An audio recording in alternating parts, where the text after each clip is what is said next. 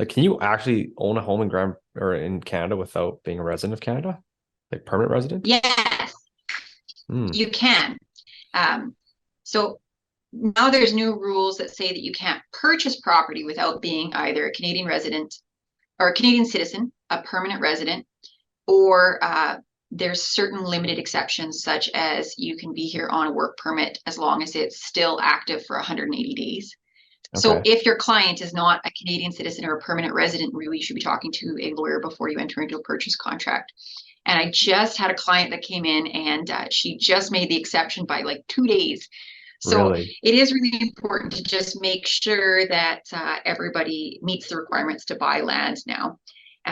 So because those regulations are new, they just came in January 1st. When we're talking about sale, um, parties selling their property, they might not be in the same position, or they might have been a resident when they purchased land and then given up their residency while owning it. So just as an example, somebody buys a home in Grand Prairie, and in 2018, they decide they're going to move back to Texas. Okay, so they leave Canada, move to Texas, quit their job, move all their possessions, get their mailing address in Texas, and now they're residents of Texas, and they were always only American citizens.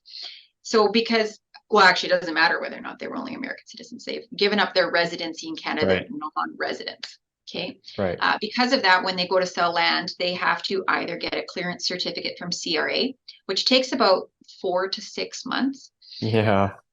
And the clearance certificate just says that they don't owe any taxes and that they can sell this property without any holdback.